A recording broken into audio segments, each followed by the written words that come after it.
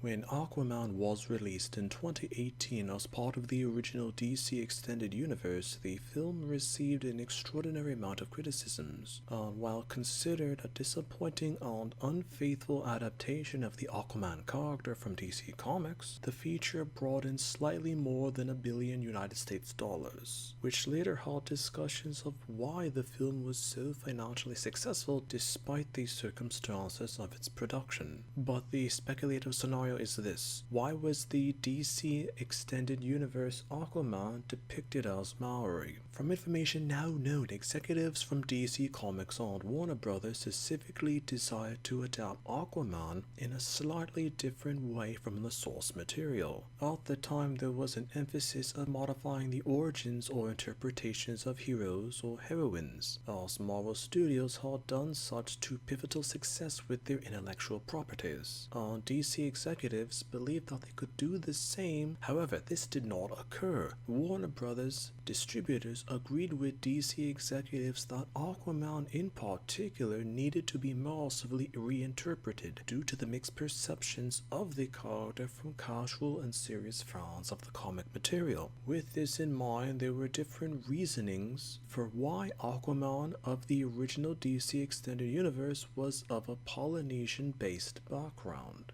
The director of Aquaman, James Wan, was an individual of Chinese descent born in Malaysia but later moved to Australia and was naturally exposed to South Pacific cultures through Australia. Encouraging the Oceania aspects in the film, he gave freedom to the actors and actresses within the movie to express themselves of such interpretations with Polynesian or seafaring culture. Temuera Morrison, an actor of Maori, Scottish and Irish ancestry, born and raised in New Zealand, often associated with his partial Polynesian background, played Thomas Curry, the father of Aquaman. As in the home of Tom Curry from the film, there was a teko teko, which is a figurine carved from wood to represent a Maori's ancestors, and as a way for the descendants to respect and acknowledge who they are. Once again, the aspect of Maori culture is acknowledged by Temuera Morrison's partial Maori heritage in a scene of the film where he and Aquaman perform a hongi. A hongi is a traditional greeting in Maori culture where two would press and touch their noses on foreheads together to share a breath through inhaling and exhaling. This is reflective of welcoming and acknowledging one another through meeting, on enforcing or rekindling bonds of friendship and family. The visual design of Aquaman for the film, from the tattoos, are actually Samoan and not technically Maori, but the J necklace that's tied around Aquaman's neck is ponamu, which has deep significance in Maori culture. When Aquaman fought opponents in the movie, the style of combat is also based on Maori or broadly recognized Polynesian-based martial arts. Even at times where Aquaman held the trident, the manner of which it could have been held and was held were similar to Polynesian customs. The conflict with Atlantis, as depicted in the film and even from the comics, has had the Atlanteans being naturally resistant to outsiders, which comes into conflict with Maori culture, which understands and even acknowledges foreign cultures. So the emphasis of Maori culture is magnified according to details from the movie.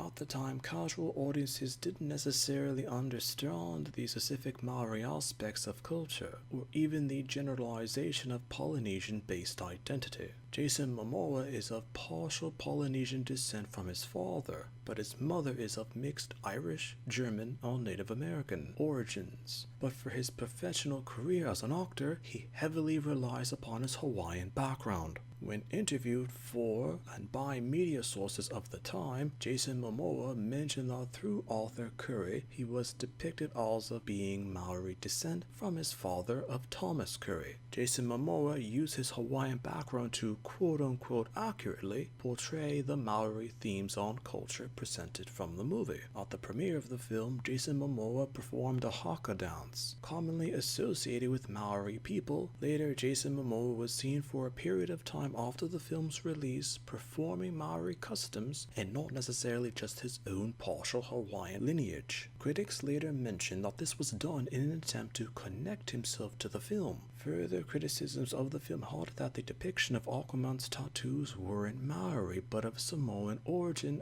as mentioned. Expounding upon that notion further is the fact that the Maori tattoos are actually quite intricate. Samoan tattoos are also popular opinion held the decision to use Samoan tattoos in the DC Extended Universe simply for visual aesthetics. Casual audiences wouldn't or couldn't know the difference with the tattoos. On the opinions of those who did know about Polynesian culture that could have seen the movie would be to affect the overall perception of the film. Despite the film earning revenue and arguably considered the most successful film of the original DC Extended Universe, the criticisms of the movie how DC and Warner Brothers executives sharply changed the themes for the sequel.